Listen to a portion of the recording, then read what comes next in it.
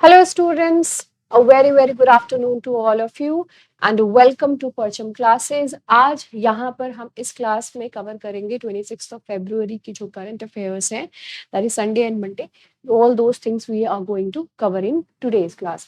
So let's get started, but before that information में क्या है कि अगर आपको डेली करंट अफेयर्स की पीडीएफ चाहिए तो उसके लिए you can go on to the Parcham class की जो टेलीग्राम चैनल है, आप वहां पे जाकर के उसको ऑब्वियसली ज्वाइन कर सकते हैं, वहां से डेली करंट अफेयर्स की पीडीएफ डाउनलोड कर सकते हैं। अपार्ट फ्रॉम दैट, अगर आपको वीकली और मंथली करंट अफेयर्स की मैगजीन चाहिए तो परचम क्लासेस .in जो है वहां से जाके you can get that.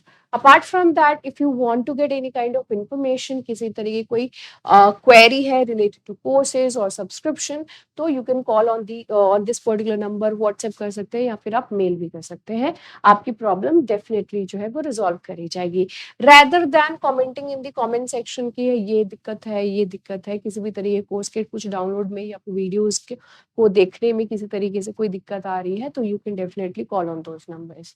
So question of the day last time का जो था उसमें ये पूछा गया था आपसे कि जो गुरु रविदास जी है वो कौन से रिलीजियस मूवमेंट से जुड़े हुए थे नॉर्थ इंडिया में।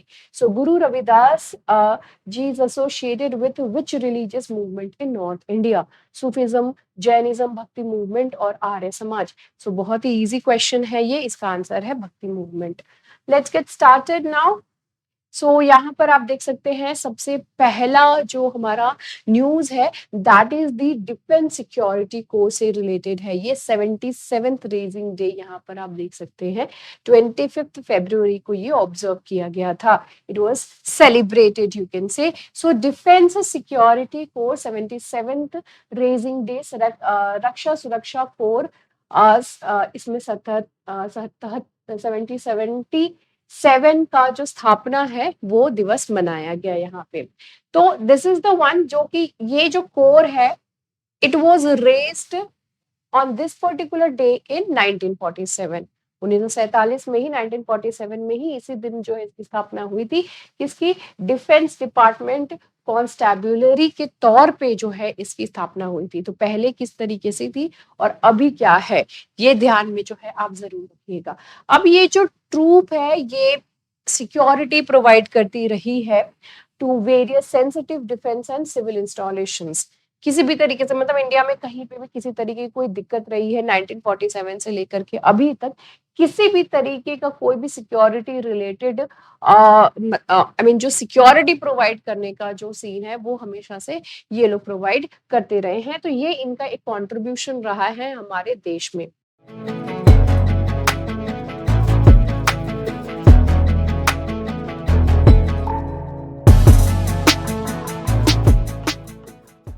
अगला है जस्टिस NV अंजरिया जी जो है इनको chief justice of Karnataka high court के तौर पे जो है वो अपॉइंट कर दिया गया है।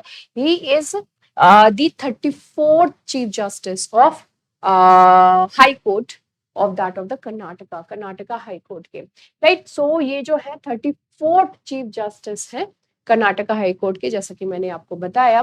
यहाँ पर जस्टिस नीलय विपिन चंद्र अंजरिया जो है ये ओथ लेंगे, ऑब्वियसली बात है because he has been appointed. इनका जन्म जो है गुजरात के अहमदाबाद में 1965 में हुआ था, मार्च 23 में। जस्टिस अंजरिया जो है वो सीनियर मोस्ट जज रहे हैं गुजरात हाई कोर्ट में, सीनियर मोस्ट जज रहे हैं। तो अच्छा खासा जो है इनको एक्सपीरियंस है इनके फील्ड में इनको। अब यहाँ पर ऑब्वियसली बात है कि अब जो point to be noted is that कि chief justice of high court इनको ओथ कौन दिलाएगा? गवर्नर। ओके, तो गवर्नर जो है वो ओथ दिलाते हैं जो भी chief justice of high court किसी भी रेस्पेक्टिव स्टेट के रहते हैं। तो यहाँ पर जो है गवर्नर थारवाड़ चंद गहलोत जी जो है वो इनको यहाँ पर जो शपथ है वो ग्रहण करवाएंगे। अगला न्यूज यहाँ पर आता है गवर्नमेंट ने जो है वो अपॉइंट किया है, government appoints AS Rajiv as vigilance commissioner. So सरकार ने AS राजीव को सतर्कता आयुक्त नियुक्त यहाँ पर किया है, सतर्कता आयुक्त के तौर पे।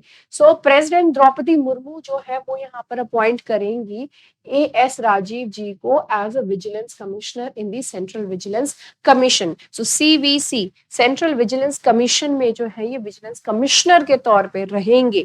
अब यहाँ पे point to be noted is that vigilance commissioner को कौन ओथ दिलाएगा, तो या मतलब कौन अपॉइंट कराता है, कौन अपॉइंट करता है, सो that is the president. Okay, तो ये वाला सेंटेंस है, आपको ये पॉइंट जो है वो ध्यान में रखना है। इससे पहले राजीव जी जो है वो मैनेजिंग डायरेक्टर एंड CEO रह चुके हैं बैंक ऑफ महाराष्ट्र के, जो कि एक पब्लिक सेक्टर बैंक है, आप सभी को पता ही है। He is the S Rajeev. अब राजीव जी अब यहाँ पे CVC के बारे में, हम सेंट्रल विजिलेंस कमीशन के बारे में जान लेते हैं। तो ये इसकी स्थापना हुई थी obviously to keep an eye on any kind of corruption if anything like that is happening over there.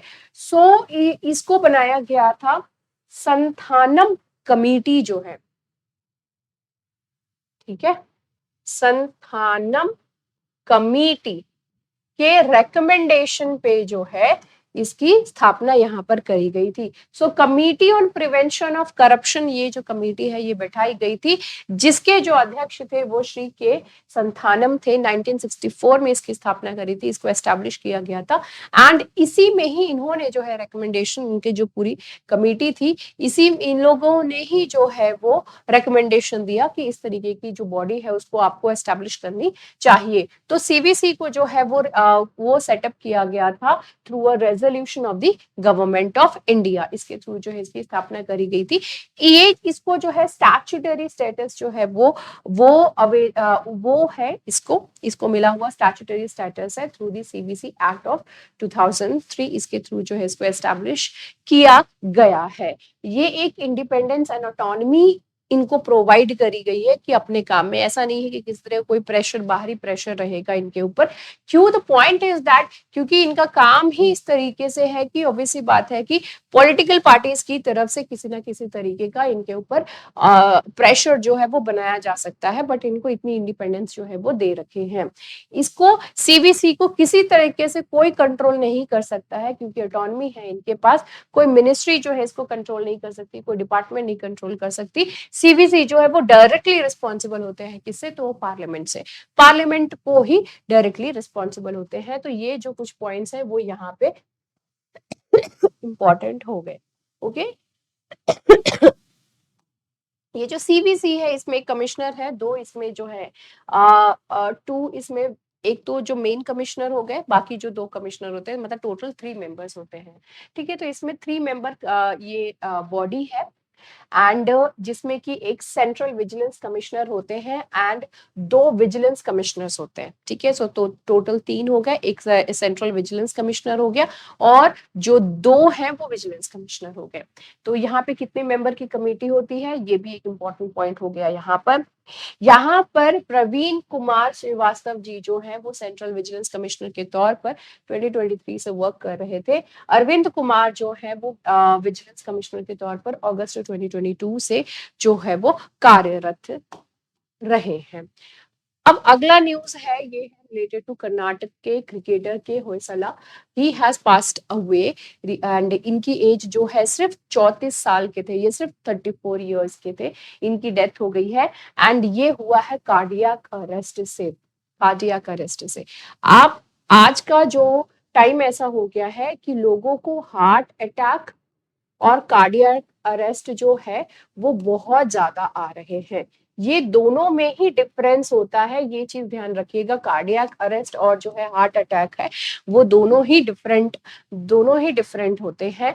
दोनों के ही जो प्रेशर होता है हार्ट के ऊपर वो अलग तरीके से पड़ता है। ठीक है, अभी यहाँ पे ये चीज ध्यान में रखिए कि अपना आप लोग जो है हेल्थ का प्लीज ध्यान रखो। एक क्रिकेटर है तो क्रिकेटर जो है वो अपने हेल्थ का कितना सीरियस तरीके से, कितने अच्छे, एक स्पोर्ट्समैन जो है वो अपने हेल्थ का बहुत ध्यान रखता है, उसके बावजूद इस तरीके की चीजें हो रही है। तो कहीं ना कहीं आपके खान पान, आपका एक्सरसाइज जो है वो मैटर करता है। एंड ऑब्वियसली बात है जो हेरिडिटरी चीज है वो तो वहां पे फैक्टर रहती ही है। So please do take care of your health. यहाँ पर आप देख सकते हैं, this is the Sudarshan bridge, this is the Sudarshan Setu. ठीक है, सुदर्शन सेतु, सुदर्शन ब्रिज, ब्रिज बोले तो सेतु ही होता है।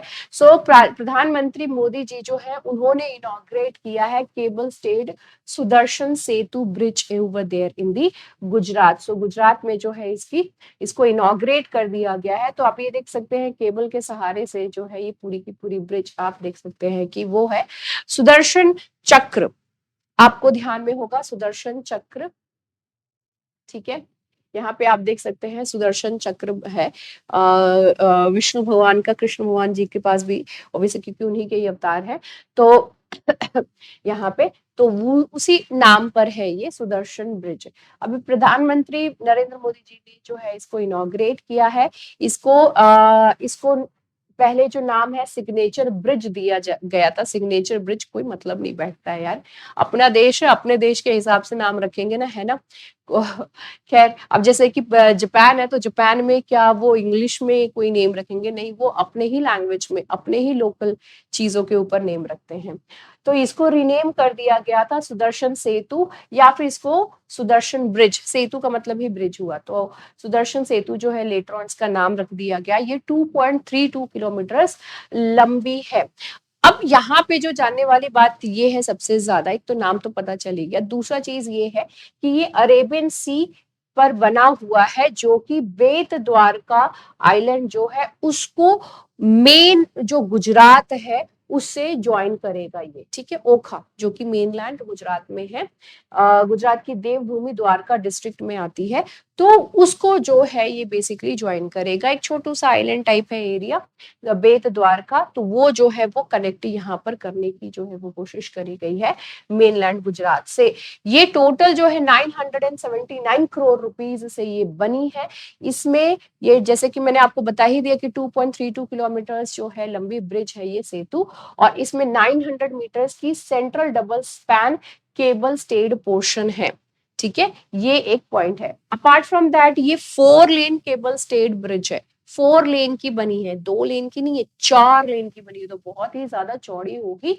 यहाँ पर जो है फुटपाथ भी है, एंड फुटपाथ के पास जो है यहाँ पर आसपास आपको श्रीमद् भगवत गीता के जो वर्सेस हैं वो भी लिखे हुए आपको दिखेंगे, और उसके साथ साथ लॉर्ड कृष्ण जो है, भगवान कृष्ण के, उनकी भी जो गाथाएं हैं, उनकी भी इमेजेस जो है वो आपको साइड साइड बनी हुई फुटपाथ के साइड में जो है वो बनी हुई दिखेंगी। बस यही रिक्वेस्ट रहेगा लोगों से कि वहां पे डोंट स्पिट और डोंट डू एनीथिंग रॉन्ग।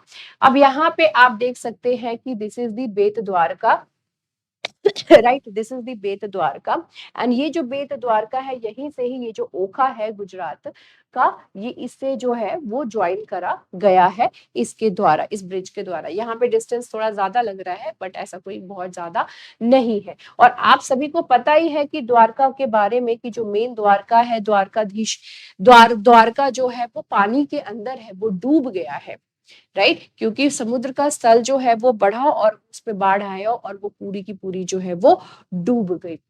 बेत द्वारका जैसा कि अभी जस्ट हमने देखा कि ओरखा के पास एक छोटू सा आइलैंड है जो कि लगभग 30 किलोमीटर की दूरी पर है द्वारका टाउन से। यहाँ पे क्या है कि द्वारकाधीश टेम्पल है, ठीक है। लॉर्ड कृष्ण भगवान की जो है द्वारकाधीश टेम्पल है, जिसको विजिट करने के लिए, इस मंदिर को विजिट करने के लिए लोग जो है वो ट्रैवल करते थे। लोग कैसे ट्रैवल करते थे, इसमें क्या होता था, इसमें क्या होता था कि जब लोग यहाँ मतलब ओखा से यहाँ पे बेत द्वारका में जाते थे तो दिन में ट्रैवल किया करते थे, दिन में ही जाएंगे, और बोट के थ्रू जाना पड़ता था, और ये कंस्ट्रेंट रहती थी कि भाई दिन में जा सकते हैं। लेकिन अब इस ब्रिज के बनने के बाद, सुदर्शन सेतु बनने के बाद अब ऐसा नहीं है, तो वो अब दिन में जाए रात में जाए, अब इससे कोई टेंशन की बात जो है अब यहाँ पर नहीं है। इसका ये जो ब्रिज है, सेतु को बनाने की जो जिम्मेवारी है, मतलब इसको बनाने का जो स्टार्ट हुआ था सेंटर के द्वारा, सेंट्रल सरकार के द्वारा, वो 2017 से जो है वो स्टार्ट हो गई थी। तो आप ये देख सकते हैं खूबसूरत सुदर्शन सेतु। अब यहाँ पे इसके साथ साथ ऑब्वियसली बात है कि चुनावी माहौल चल रहा है, तो बहुत सारे प्रोजेक्ट्स जो है वो अभी आपको देखने के लिए मिलेंगे, जिसका अनावरण होगा, इनॉग्रेशन होगा, बहुत सारी चीजों का जो है उद्घाटन भी होगा। तो यहाँ पर जामनगर, देवभूमि, द्वारका एंड पोरबंदर डिस्ट्रिक्ट जो है, यहाँ पे different foundation, different different projects के जो है फाउंडेशन स्टोन रखे गए हैं। इसके साथ साथ 533 किलोमीटर रेलवे लाइन को इलेक्ट्रीफाई करने का भी जो है इसी के ही अंतर्गत ये भी काम किया जाएगा। ये जो जितने सारे प्रोजेक्ट्स अनाउंस किए गए हैं उसमें से ये भी एक है। इसके साथ साथ ऑफशोर पाइपलाइंस जो है, 2 ऑफशोर पाइपलाइन को भी इनॉग्रेट किया जाएगा, which comes under the ministry of petroleum and natural gas at the Vadinar. यहाँ पर जो है ये भी काम किया जाएगा। लेकिन ओवरऑल जो सबसे ज्यादा यहाँ पर इंपॉर्टेंट चीज हो रहा जो जा रही है ओबीसी बात है, दैट इज दी सुदर्शन सेतु। अब प्राइम मिनिस्टर मोदी जी जो है ये इनॉग्रेट करेंगे 5 एम्स को, 5 एम्स कैंपसेस जो है वो राजकोट में, एंड इसके साथ साथ भटिंडा, रायबरेली, कल्याणी और मंगलागिरी। मतलब ये जो एम्स है इन सारी जगहों पे 1 2 3 4 5 जगहों पे एम्स के कैंपस जो है उनका भी अनावरण होना है, उनको भी यहाँ पर जो है इनॉग्रेट किया जाएगा। अगला न्यूज है पर्पल फेस्ट से रिलेटेड। ठीक है, तो ये जो पर्पल फेस्ट है यहाँ पे प्रेसिडेंट द्रौपदी मुर्मू जी जो है ये इनॉग्रेट करेंगी। She is going to inaugurate a day long purple fest at Amrit Udyan in दी राष्ट्रपति भवन। राष्ट्रपति द्रौपदी मुर्मू जी राष्ट्रपति भवन के अमृत उद्यान में 1 दिवसीय पर्पल फेस्ट का उद्घाटन करेंगी। 1 दिवसीय, 1 डे है ये, ठीक है, 1 दिन का ही है ये पर्पल फेस्ट, अमृत उद्यान में ये होगा। तो ये किया जा रहा है किसके द्वारा? तो department of empowerment of persons with disabilities under the ministry of social justice and empowerment. And ये जो है वो पर्टिकुलरली ये जो पर्पल फेस्ट है इसको ऑर्गेनाइज कर रहे हैं। ये जो पर्पल फेस्ट है पहले सक्सेसफुली ये कंडक्ट हुआ था गोवा में, जनवरी में हुई थी। उसके बाद जो है अब यहाँ पे दिल्ली में ये जो है राष्ट्रपति भवन के इधर यहाँ पर जो है ये काम किया जा रहा है। यहाँ पे जो सारी चीजें पर्पल उसके ऊपर जो ध्यान दी जा रही है, तो नो योर डिसेबिलिटीज, ये उद्यान में जो है know your disabilities, purple cafe, purple kaleidoscope, purple life experience zone, purple sports, ये तरीके से जो है डिफरेंट डिफरेंट जोन जो है यहाँ पर क्रिएट किए गए हैं। एम्स मंगलागिरी, तो इसी का ही अभी हम थोड़ी देर पहले देख रहे थे कि इसका कैंपस का अनावरण, इनॉग्रेशन, तो आप यहाँ पे देख सकते हैं, हालांकि भी अभी अंडर कंस्ट्रक्शन ही दिख रहा है। तो ये वर्ल्ड क्लास हॉस्पिटल है जिसमें कि 960 बेड्स एंड 125 मेडिकल सीट्स जो है वो यहाँ पर अवेलेबल होंगी। और इस प्रोजेक्ट का टोटल कॉस्ट जो है वो 1618 करोड़ है। सो 1618 करोड़ के साथ जो है ये मंगलागिरी प्रोजेक्ट का ये पूरा कॉस्ट जो है वो आएगा। मंगलागिरी कहाँ है? तो ये चीज ध्यान में रखिएगा, that it is there in the Andhra Pradesh. ठीक है, Mangalagiri it is there in the Andhra प्रदेश।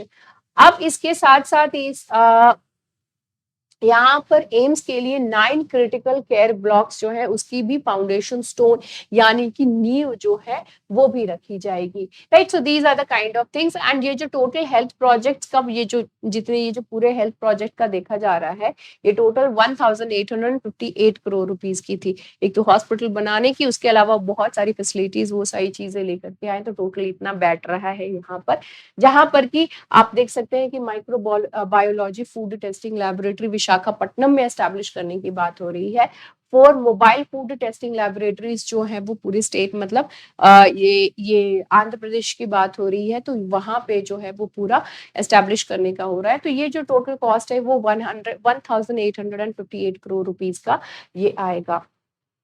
अभी अगला आप देख सकते हैं कि लार्जेस्ट ग्रेन स्टोरेज जो है उसके एस्टैब्लिशमेंट की बात हो रही है। तो PM Modi announces world's largest grain storage plan. PM Modi ने दुनिया की सबसे बड़ी अनाज भंडारण योजना की घोषणा की है। सो ये जो घोषणा हुई है इसमें ये कोऑपरेटिव सेक्टर के अंतर्गत जो है ये काम करने की बात आ रही है, कोऑपरेशन के साथ। So it will result in thousands of warehouses and godowns in every corner of the country, तो हर जगह गोडाउन्स जो हैं वो और वेयर हाउसेज रहेंगे। But the only point comes over here is that godowns and warehouses हम बना तो देते हैं, लेकिन वहां पे जो अनाज प्रोक्योर करके रखे जाते हैं वो अनाज का क्या होता है, बहुत सारे अनाज सड़ जाते हैं, बहुत सारे सीरियल्स जो है वो सड़ जाते हैं, जिसके वीडियोस फुटेजेस काफी बार जो है आप लोग न्यूज चैनल्स में देखते ही होंगे, राइट। तो वो चीज भी देखनी चाहिए कि ऐसा ना हो कि भाई अगर आपने प्रोक्योर किया है तो वो कम से कम सुरक्षित रहे, है ना, क्योंकि हमारे भैया टैक्स पेयर्स के हैं पैसे जो जा रहे हैं, इतना मेहनत करके हम पैसे कमा रहे हैं, उसके बाद इस तरीके से चीजें हो रही है, तो टैक्स ही मत लो, है ना। जब टैक्स ले रहे हो तो उसको कम से कम ढंग से रखो, so that it could be use later on, जिसको कि लेटर ऑन यूज भी किया जा सकता है, राइट। 700 लाख मेट्रिक टन्स जो है it will be completed in the next 5 years, and ये जो टोटल कॉस्ट है ये 1.25 लाख करोड़ रुपीस का लगेगा ये वेयर हाउसेस बनाने में, ये गोडाउन्स जो है वो बनाने में इतना खर्चा यहाँ पर आएगा।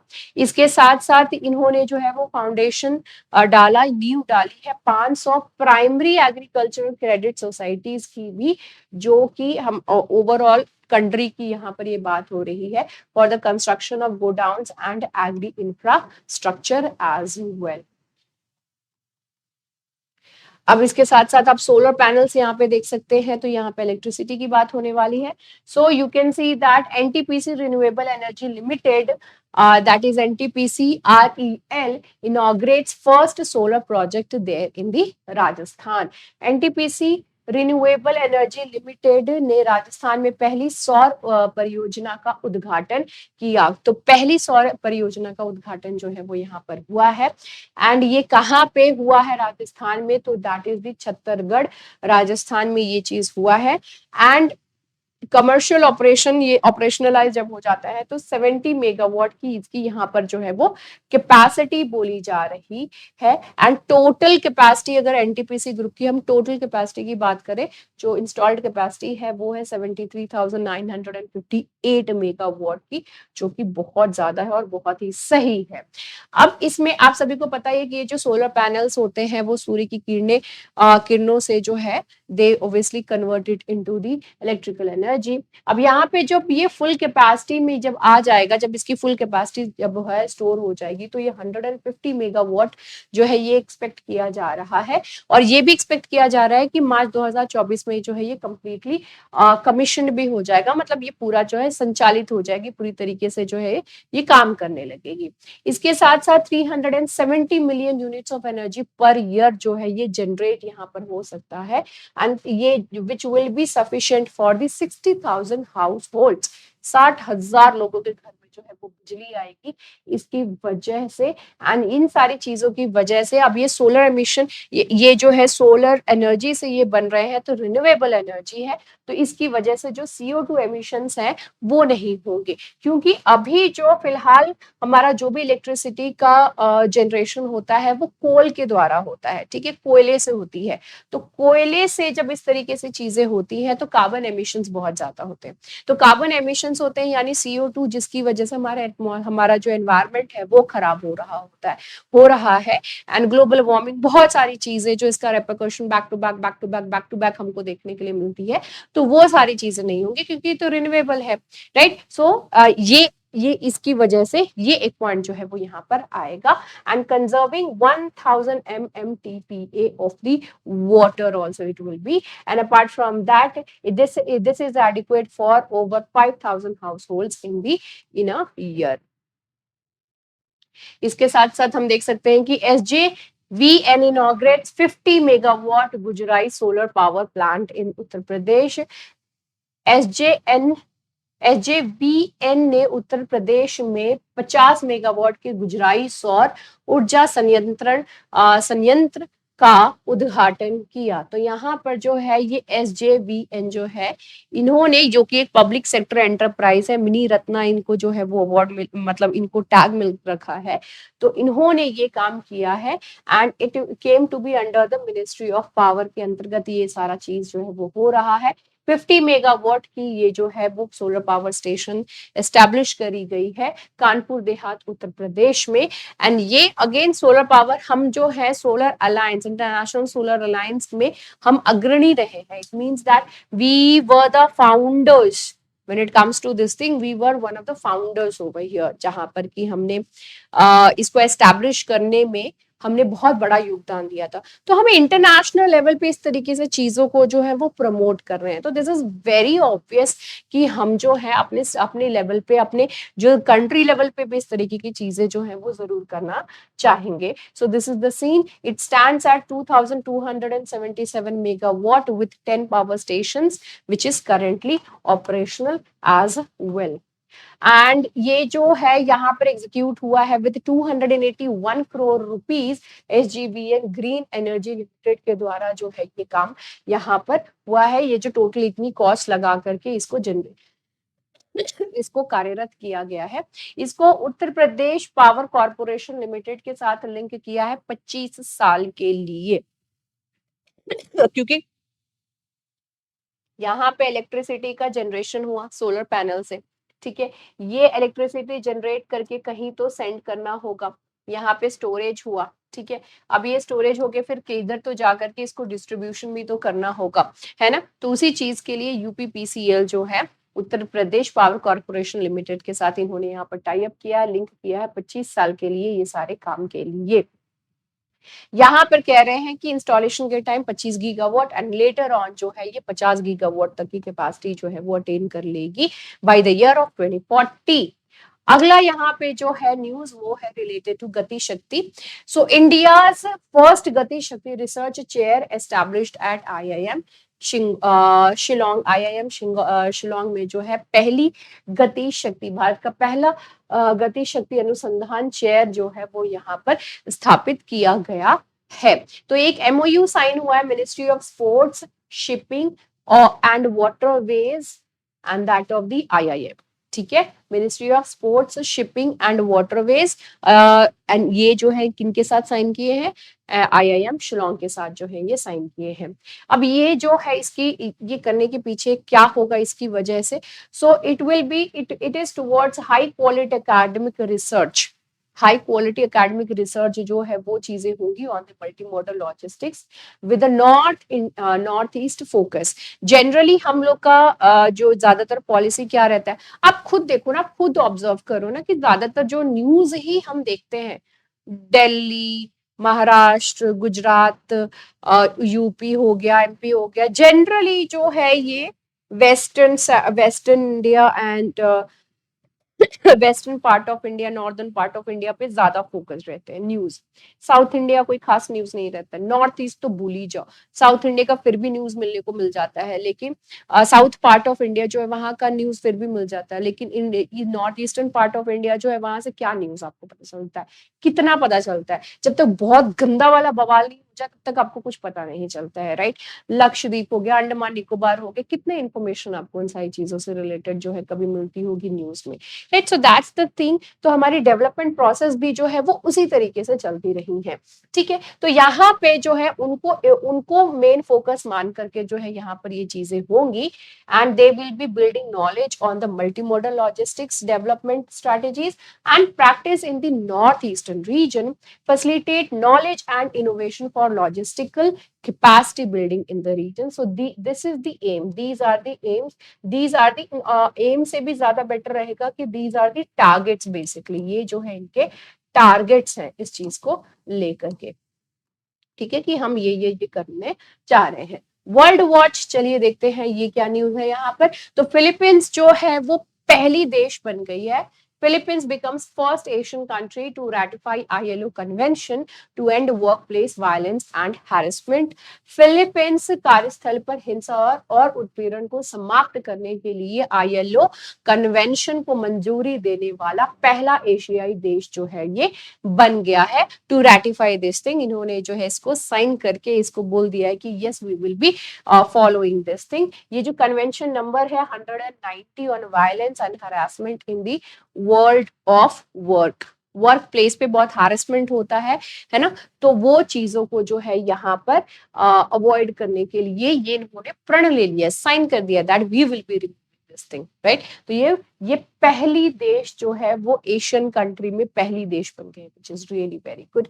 सो it is the first international 190, ये जो कन्वेंशन नंबर 190 है, 190, it is the first international labour standard to address violence and harassment in the world of the work comprehensively. हर एक पॉइंट पे जो है आपको चीजें यहाँ पर देखने के लिए मिल जाएंगी।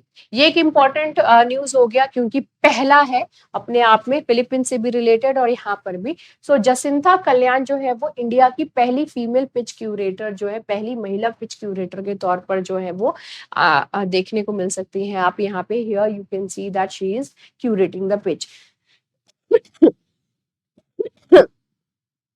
ये जो है कर्नाटका स्टेट क्रिकेट एसोसिएशन में इन्होंने ज्वाइन किया था। पहली बार ये कब यहाँ पर आई थी, तो 1994 में जो है इन्होंने ये चीज किया था।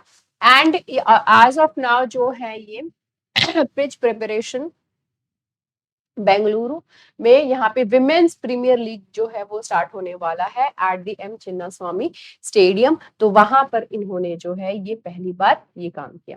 अगला है Yatiraj Pramod Krishna, they won gold at para badminton world championship. So para badminton world championship में यतिराज प्रमोद कृष्णा को जो है वो स्वर्ण पदक मिला है इन तीनों लोगों को। पैरा बैडमिंटन वर्ल्ड चैंपियनशिप में जो है ये तीनों को ये अवार्ड ये जो है मिला है। नेक्स्ट आता है धर्मा गार्डियन। इंडिया जापान जॉइंट्स धर्म गार्डियन कमेंसेस इन राजस्थान। सो राजस्थान में जो है ये धर्म गार्डियन जो है वो स्टार्ट हो गया है। भारत जापान संयुक्त अभ्यास धर्म गार्जियन का राजस्थान में शुरुआत हुआ। ये 5th एडिशन रहा इसका। धर्म गार्जियन जो है ध्यान में रखिएगा, ये जो है ये एक मिलिट्री एक्सरसाइज है। 3 तरीके ना, नेवी है, एयरफोर्स है, मिलिट्री है। तो यहाँ पे मिलिट्री एक्सरसाइज है ये इंडियन आर्मी और Japan ground self defence force जो है इनके बीच में ये चीज होगी। कहाँ पे, तो ये राजस्थान में पर्टिकुलरली कहाँ पे, महाजन फील्ड फायरिंग रेंजेस जो है, महाजन फील्ड फायरिंग रेंज जो है वहां पर ये चीज हो रही है। 25 फरवरी से 9 मार्च तक जो है वो रहेगा। यहाँ पे पॉइंट टू बी नोटेड यहाँ पर क्या है, ऑब्वियसली बात है कि किन के बीच में है, ये मिलिट्री एक्सरसाइज है, ज्वाइंट मिलिट्री एक्सरसाइज है, 2 कंट्री है इंडिया एंड जापान, नाम याद रखिएगा। ओके, तो ये जो है कुछ इंपॉर्टेंट पॉइंट यहाँ पर आपको देखने के लिए मिल सकते हैं। उसके साथ साथ एक और इम्पॉर्टेंट पॉइंट यहाँ पर आ जाता है, वो ये है कि ये एनुअल एक्सरसाइज है और उसके साथ साथ जो जापानीज कंटिजेंट है that is the 34th infantry regiment और इंडियन कंटिजेंट में battalion from the Rajputana rifle की जो बटालियन है वो यहाँ पर इन्वॉल्व होगी। जापानीज कंटिजेंट की 34th इन्फेंट्री रेजिमेंट जो है वो यहाँ पर इन्वॉल्व है। सारी की सारी में आर्मी तो ऑब्वियसली बात है इसमें इन्वॉल्व नहीं होगी। Now quickly let's do the questions so that we can revise. So यहाँ पे क्वेश्चन क्या है पहला, where will India's first गति शक्ति research chair be established? Very easy question. Bharat की पहली गति शक्ति अनुसंधान पीठ कहाँ पर स्थापित करी जाएगी, तो शिलोंग याद रखिएगा, शिलोंग, ठीक है, और उसमें IIM, ठीक है, शिलोंग, IIM शिलोंग में जो है ये चीज हो रही है। अगला सवाल है, which country in Asia recently became the first in the region to ratify ILO convention number 190 on violence and harassment in the world of work? Very easy again, so that is the Philippines, ठीक है, simple सा यही question था। अगला है, who has been recently appointed as the vigilance commissioner in the central vigilance commission by the president? तो यहाँ पर हमारे लिए आंसर क्या हो जा रहा है, option A, that is the AS Rajiv. अगला है, what is the total length of the Sudarshan Setu? Sudarshan Setu का टोटल लेंथ क्या है, 2.32 kilometre, so that is the option B. Question of the day क्या है, where did the Dharma guardian exercise commence? Dharma guardian अभ्यास जो है वो कहां पर शुरू हुआ? Ladakh, Rajasthan, Andaman and Nicobar island, Siachen glacier. So this is the question for you people. I hope that you people enjoyed my session. This is the last current affairs, daily current affairs session from my end. कल से तो Richa ma'am join कर ही लेंगी आप लोगों की. So see you in the next video and take care of yourself. Bye bye, take care and have a great time. Jai Hind.